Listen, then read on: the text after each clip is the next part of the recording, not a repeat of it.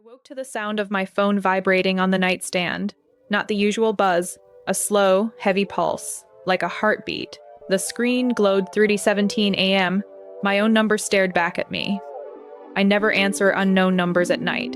But this wasn't unknown, it was me. I hesitated.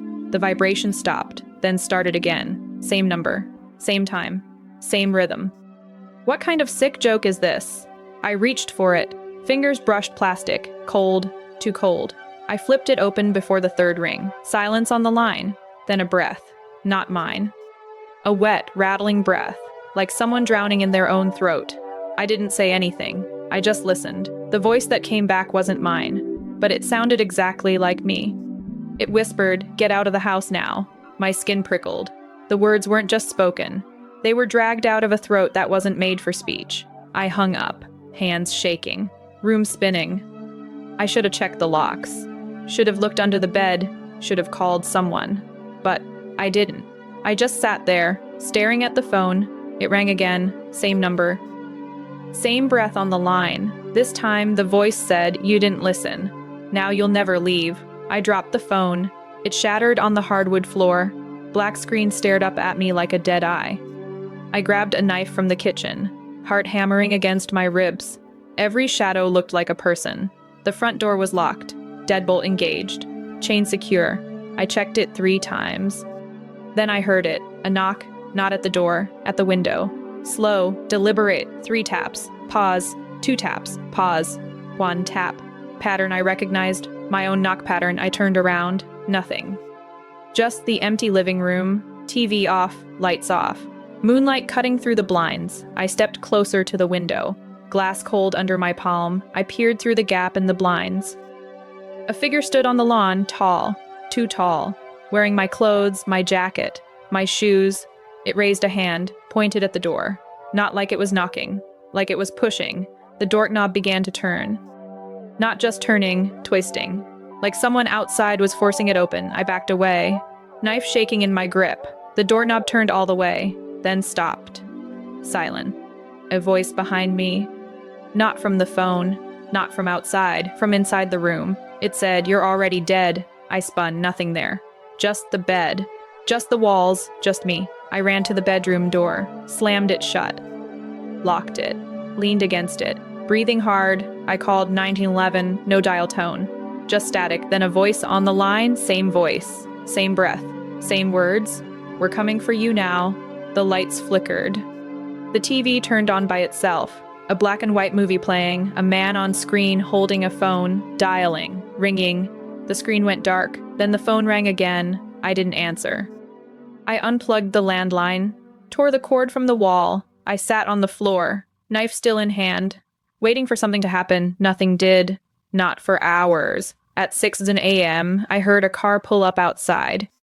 Tires crunching on gravel, engine off. Door open, footsteps. I stayed quiet. Didn't move, didn't breathe. A knock at the door. Normal this time, not my knock, not a pattern. I cracked it open. Police officer stood there, rain slicker glistening, flashlight in hand. He asked if I was okay. Said a neighbor reported screams at 3:17 a.m. I told him I didn't hear anything. He looked past me.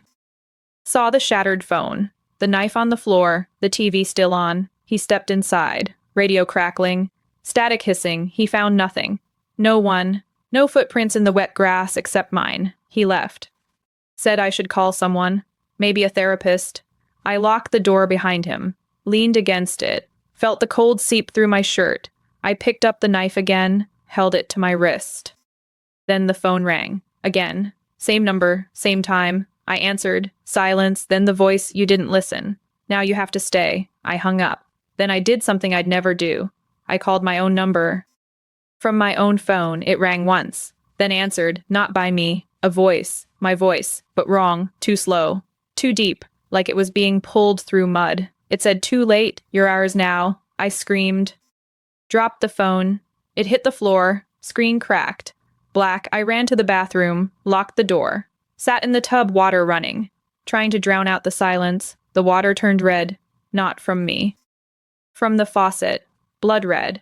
I turned it off, stared at my hands. They were shaking, not from fear. From cold, I looked in the mirror. My reflection wasn't there. Just a dark shape where my face should be. The shape moved. Mouth opened. No sound. Just a hole, I screamed. Covered my face. When I looked again, my reflection was back. Normal. Pale. Terrified. I ran out of the bathroom, slammed every door behind me, locked every window. I called my sister, voice trembling. Told her I needed help.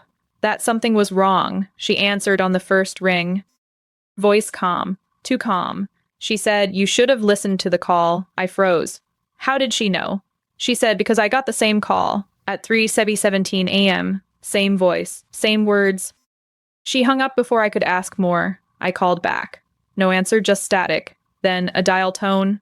I sat on the couch, knife on the coffee table, phone in my lap. The clock ticked. 3:16, 3:17. The phone vibrated. Same number, same pulse, same rhythm. I didn't answer. I let it ring, let it go to voicemail. Then I heard it. A whisper in my ear, not from the phone, from the air. It said, "We're still here." I didn't sleep that night. Didn't sleep the next, or the next. On the third day, I got a package. No return address, just my name scrawled in red. Inside was a phone. Same model as mine. Color. Same scratches on the back. A note inside read, "For when you're ready to answer." I buried it in the backyard. Didn't tell anyone. But sometimes when the house is quiet, when the moon is full, when the air is still, I hear it. The vibration, the glow, the whisper. "Get out of the house now." I don't answer anymore. But the calls keep coming. Every night at 3:17 a.m. Same number, same voice, same breath. And I know one day I'll answer, and then I'll be gone. That's why you never answer a call at 3:17 a.m. Especially if it's your own number.